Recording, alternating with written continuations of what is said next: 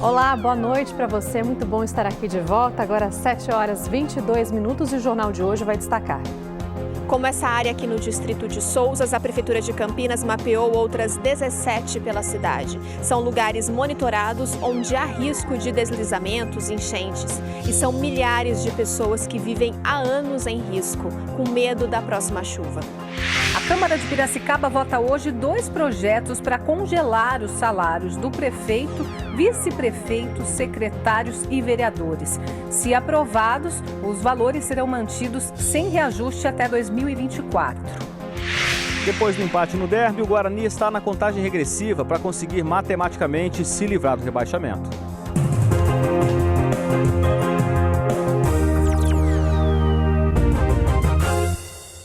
Com a chegada da época de chuvas, quem vive em áreas de risco volta a ficar preocupado com a possibilidade de deslizamento ou inundação.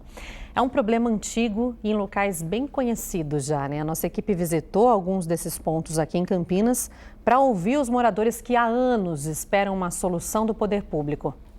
A marca da enchente na parede da casa onde a Aline mora com os 3 filhos já é permanente. Mal dá tempo da família se recuperar de um e já vem outro alagamento. Só esse ano eles passaram por 3. E ela já perdeu as contas de quantos enfrentou durante a vida toda morando nessa área chamada de Beco do Mocarzel, em Campinas. A pior mesmo aqui foi em 2016, que levou até o telhado de casa.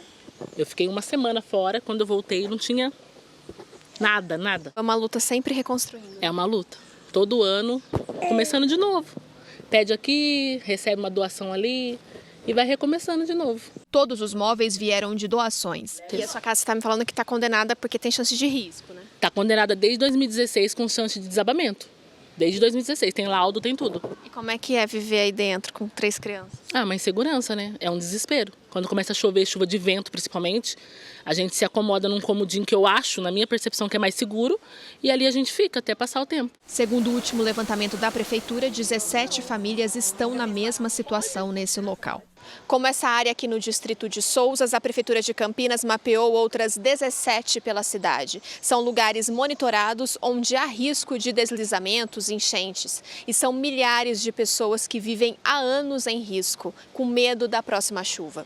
As 18 áreas de risco estão espalhadas por vários pontos de Campinas. Boa parte concentrada na região sul, em bairros como Parque Uziel, Jardim São Fernando e Jardim do Lago. É um problema antigo que afeta a vida de muita gente que não tem para onde ir. O secretário de Habitação de Campinas diz que a prefeitura vai fazer um estudo para saber se há outras alternativas nesses locais antes de optar pela retirada das famílias. É a contratação, do Instituto de Pesquisa de Tecnologia da USP, que vai realizar alguns novos estudos na cidade, principalmente nas áreas que nós estamos fazendo a regularização fundiária e que depende de estudo ambiental. Pode ser que algumas dessas áreas, se nós fizermos alguma obra, o núcleo seja passível de regularização. Para os moradores que esperam por uma solução há 20, 30, 50 anos, a Prefeitura ainda pede um pouco mais de paciência. A Secretaria trabalha com meta e nós temos o cuidado agora de publicar em breve uma meta de 2021-22, onde vai ser possível identificar dentro dessas 18 áreas, quais núcleos serão feitos estudos ambientais. Infelizmente, as pessoas vão ter que ter um pouco de paciência, vão ter que dar um voto de confiança. Paciência está bem difícil para quem mora na Vila Holândia, distrito de Barão Geraldo. É só chover que a água sobe muito e leva tudo. Com a época de chuvas chegando, eles já estão se preparando para o pior. Eu já pedi colchão, cama, sofá, um freezer, pedi tudo. Aqui fica mais ou menos uns 60, 70 centímetros aqui de água. Desassorear o rio, que isso já faz mais de 50 anos que desassorearam, e não tem outra coisa para fazer. Se der 45 minutos de chuva forte, é certeza que vai inundar. Quando você fala de risco, a palavra não é paciência, é urgência, né? Aí, sobre o pedido feito pela moradora da Vila Holândia, a Prefeitura de Campinas disse que, no momento, não há nenhum projeto para a área. Informou ainda que está prevista uma obra de barragem num dos afluentes do Ribeirão Quilombo, que passa pela região do Jardim Santa Mônica, São Marcos e Jardim Campineiro. Essa obra, segundo a Prefeitura, vai conter o excesso de água em período de chuva e deve começar no início do ano que vem. Já para outra região, para a região do Jardim Itatiaia, São Fernando, Jardim Baronesa, existe um estudo para substituir 2 travessias sobre o Ribeirão Anhumas e assim permitir maior passagem do fluxo de água. A Prefeitura lembrou que a Defesa Civil faz o monitoramento constante das áreas de risco e reforça aquele pedido para que a população tenha consciência e também não descarte lixo e entulho em córregos e também em bocas de lobo.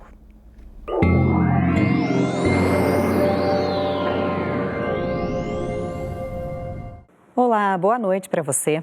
As áreas de instabilidade continuam pela nossa região, mas em menos intensidade. Por isso, amanhã até pode cair água em uma cidade ou outra, só que o volume é baixo, em torno de 1 a 5 milímetros. A temperatura continua parecida logo cedo em Elias Fausto, Olambra, Limeira e Piracicaba, mínimas entre 20 e 21 graus. À tarde, as máximas variam dos 28 até os 30, com chance até de chuva forte, aquela carregada com raio em um bairro ou outro também. Em Campinas, amanhã, termômetros entre 20 e 28 graus. Na quarta-feira, as pancadas já ficam mais fortes. Quinta e sexta, aí sim, um volume bem alto de chuva e uma leve mudança na temperatura à tarde. O Exame Nacional do Ensino Médio chegou ao fim. O número de candidatos que faltaram na segunda prova do Enem nesse domingo em todo o estado aumentou em relação à primeira prova e foi maior que a média nacional, inclusive. Foram mais de 230 mil abstenções, 28,5% do total de inscritos. Na primeira prova, 23,7% dos inscritos não apareceram e agora, então, está aberta aí a temporada, de vestibulares. Já tem prova, inclusive, essa semana. Os estudantes seguem em ritmo forte, de preparação, de estudos, em busca de uma vaga para as principais universidades de São Paulo. Já na próxima sexta-feira, muitos alunos vão fazer a primeira fase do vestibular da Unesp. No domingo, tem a primeira fase já da Unicamp, domingo, dia 17 de novembro, e a correria continua no dia 24, com a primeira fase da FUVEST, que é o processo seletivo da USP. E os vereadores de Piracicaba votam hoje projetos que congelam o valor dos próprios salários, além do salário do prefeito, do vice e dos secretários municipais. Vamos ao vivo com a Joyce Stark, ela que está lá na Câmara da cidade e traz essas informações, esses detalhes para a gente, porque tudo isso deve acontecer em sessões extraordinárias. É isso, Joyce? Boa noite para você. Marcela, boa noite. Se eles não conseguirem votar ainda na sessão ordinária de hoje, eles vão permanecer mais tempo e para definir já a situação nas sessões extraordinárias. Muita gente já está aqui para acompanhar, a gente vê vários moradores aqui se posicionando para acompanhar a sessão de hoje. Os vereadores ainda vão se posicionar aqui, porque a sessão ainda não começou, Hoje, os vereadores recebem R$ 10.900. A intenção é que eles permaneçam com esse valor até 2024. Isso aconteceria também com os secretários, que hoje têm o mesmo salário dos vereadores. No caso, o vice-prefeito é o que recebe menos, R$ 7.775. O prefeito recebe R$ 15.550. Todos esses valores seriam mantidos até 2024 para quem assumir o próximo mandato, Lembrando que para alguns cargos, como chefe de gabinete, procurador, presidente de autarquia, segue a mesma prerrogativa de secretários. Então, isso também interfere nos salários, subsídios, que essas pessoas que ocupam os cargos recebem. Reforçando que hoje eles já não recebem nenhum acréscimo em relação a esse valor. Não tem abono, não tem dissídio, então isso manteria até 2024. A última alteração que foi feita aqui em salários foi em 2011, então bastante tempo, por mais de 10 anos, esses valores seriam congelados. É uma proposta que partiu da mesa diretora da Câmara, então a intenção é que hoje mesmo tudo isso seja definido, viu, Marcela? Tá bem, Joyce. Muito obrigada aí pelas informações. Vamos acompanhando, então, o resultado dessa votação importante, que sempre tem polêmica, tem impacto, lá em Piracicaba. Vamos para o intervalo e a seguir o plano para recuperar prédios históricos de Campinas. São patrimônios da cidade, Vamos falar também dessa semana que é decisiva para o Guarani é a luta para afastar de vez as chances de rebaixamento para o Bugre, né? Pulo rápido no trânsito de Campinas, uma passadinha pela Avenida Prestes Maia. Temos aí imagens ao vivo. Segunda-feira tranquila para o motorista, sem congestionamento. Agora 7h31, a gente já volta. Na Copa Paulista, o 15 perdeu a primeira partida da decisão. A torcida encheu o Barão de Serra Negra, mas foi o São Caetano quem comemorou a vitória. 13.500 torcedores para apoiar o time no jogo de ida da final da Copa Paulista. O 15 criou várias oportunidades e esbarrou na grande atuação do goleiro Luiz Daniel. De tanto insistir, a equipe se descuidou da defesa e Jean Dias abriu o placar para o São Caetano. O gol abalou o Inhoquim. Pouco depois, Júnior Alves de cabeça ampliou para o time visitante. A reação veio na etapa final e Cássio Gabriel acertou o ângulo. A torcida incentivou ainda mais e Cássio Gabriel, com a pontaria calibradíssima, deixou tudo igual, 2-2. O jogo caminhava para o empate, mas em novo vacilo, Max definiu a vitória da equipe do ABC. 15-2, São Caetano 3. As equipes voltam a se enfrentar no sábado que vem em São Caetano do Sul e o 15 tem que ganhar por 2 gols de diferença para ser campeão.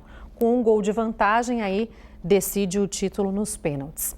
Na Série B do Brasileiro, o Guarani começa uma semana decisiva. O Bugre tem 2 jogos para conquistar no mínimo 3 pontos e assim afastar qualquer possibilidade de rebaixamento. O primeiro desafio é um confronto direto com o Vila Nova, lá em Goiânia. Está cada vez mais fácil enxergar a permanência, mesmo quando a vitória não vem, como foi o caso de sábado, 0-0 com a Ponte Preta. Não dá para desprezar o empate. A gente realmente buscou a vitória, isso infelizmente não aconteceu. Acho que um ponto foi importante também, porque nessa fase é muito difícil, né? Principalmente porque os concorrentes continuam tropeçando. Dos times que estão abaixo do Bugre hoje na classificação, ninguém ganhou na última rodada. A diferença para a zona do rebaixamento é de 5 pontos. Falta pouco, a gente manter o nosso foco aí nessa reta final, 4 jogos. Como não dá para comemorar ainda a permanência antes da hora, fica aquela contagem regressiva de quem tem mais 2 jogos essa semana. Quarta contra o Vila Nova e sábado recebendo o Operário. Eu acho que uma vitória, assim, dependendo dos outros resultados também, pode ser que sim, né? Mas a gente não pode se apegar a isso, né? E a vantagem do Guarani nessa rodada é jogar na quarta-feira já sabendo tudo que os concorrentes fizeram. E ainda vai enfrentar um time que está na zona do rebaixamento, não vence há 9 rodadas e só tem uma vitória em casa, o Vila Nova. Numa situação difícil dessa, o que a gente pode aproveitar é o emocional, né, da equipe adversária. Numa situação dessa é difícil, você já entra com peso. O Guarani enfrentou a sequência mais difícil dessa reta final da Série B. Ganhou do Sport por 1-0, perdeu para o Bragantino por 3-1 e empatou com a Ponte Preta em 0-0. E ainda tem mais 4 jogos pela frente. A gente só vai ficar aliviado quando conquistar os pontos necessários para poder, né, manter o Guarani na Série B. E o duelo de quarta-feira já pode ajudar muito. Vai ser encarado como uma decisão, tenho certeza disso, né, tanto para nós quanto para eles. E respeitando o adversário, sabendo da situação que eles estão, mas vai para buscar a vitória, né, que é o que a gente precisa e rapidamente aí assegurar a nossa permanência, que é o objetivo principal.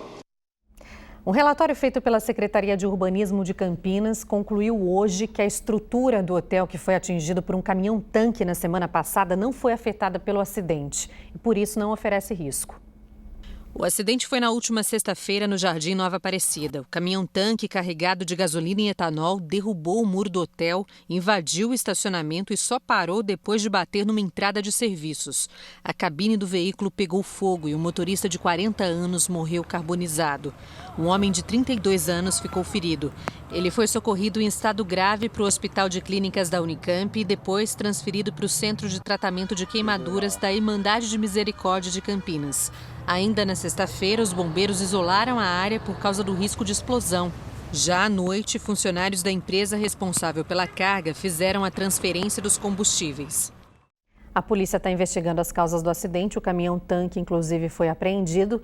E o hospital Irmãos Penteado disse que o homem ferido está com queimaduras graves em várias partes do corpo, mas que o estado de saúde dele está evoluindo bem aí dentro do esperado. Limeira recebeu 1.000 doses da vacina pentavalente, a vacina que protege contra a difteria, tétano, coqueluche, hepatite B e hemófilos influenza B. Ela é indicada para bebês aos 2, 4 e 6 meses de idade. Então, para a criança receber a dose, os pais têm que apresentar os cartões SUS e de vacinação, além de um documento de identificação da criança. As vacinas estão disponíveis a partir de amanhã, já nas 15 unidades básicas de saúde de Limeira. O horário de funcionamento é das 7h30 da manhã às 11h e do 12h30 às 4 da tarde. Campinas tem mais de 500 patrimônios históricos tombados, mas todos eles correm o risco de se deteriorar com o passar do tempo, já que os donos muitas vezes não têm dinheiro para manutenção, muito menos a prefeitura, né? Agora, um novo modelo de captação de recurso pode ajudar a manter e até a recuperar os prédios históricos aqui da cidade. Os movimentos delicados com o pincel vão desmanchando o presente e revelando o passado, aos pouquinhos. Com o produto químico certo, descobrimos que o que estava assim era, na verdade, completamente diferente. Nas paredes, novas revelações. A pintura atual escondia essa textura que imita mármore, sem falar nos detalhes dourados, que estão todos voltando a compor o altar da grande capela. Quem passa pelo centro de Campinas já percebe a diferença do lado de fora. O antigo externato começa a ganhar de volta suas cores originais, do tempo em que o lugar ajudava os órfãos da febre amarela no século passado. A ocupação do Dom Nery, que foi quem encabeçou isso na época, era não deixar as crianças, vamos supor assim, desamparadas. Em que situação se encontrava essa estrutura? No estado de conservação, assim, estrutural, muito bem conservada, né? Mas em termos de restauração, eu poderia dizer que ela estava em um estado muito precário, né? O prédio hoje pertence à obra social São João Bosco, o grupo religioso responsável pela grande capela e também pelo teatro. Este será restaurado em breve, numa próxima fase. A restauração do antigo externato de Campinas deve ser concluída em 2021. A recuperação de um endereço tão importante para a história de Campinas também está servindo de exemplo para um novo modelo de captação de recursos, no qual o dono do patrimônio histórico tombado não gasta nenhum centavo. Nesse modelo, o dinheiro vem de empresas e também não existe gasto público. Funciona assim. As empresas interessadas em construir qualquer empreendimento na cidade, mas que devido à lei de zoneamento estão impedidas, podem investir nesses patrimônios históricos tombados para ter como moeda de troca a liberação de seus projetos pela prefeitura. A quantidade de metros quadrados restaurada em um patrimônio tombado libera para uma construtora, por exemplo, a mesma metragem para ampliar ou construir em outras áreas antes proibidas. Essa troca está prevista em lei municipal e se chama potencial construtivo. A ideia da lei é a gente ter um instrumento legal que permita ao proprietário de um imóvel tombado obter os recursos para restaurá-lo, preservá-lo e manter o patrimônio histórico de Campinas, já que o poder público não tem recursos para manter todos os imóveis tombados em condições. Então, foi dado ao proprietário um instrumento para que ele possa obter esse recurso e cuidar do seu próprio imóvel. Há uma fiscalização dos técnicos da Secretaria de Cultura, do setor de patrimônio, né, da Coordenadoria de Patrimônio, eles vão ao imóvel, eles conferem se foi feito dentro daquilo que foi proposto. Uma vez que tenha sido feito tudo certinho, as contas apresentadas e aprovadas, o proprietário está livre.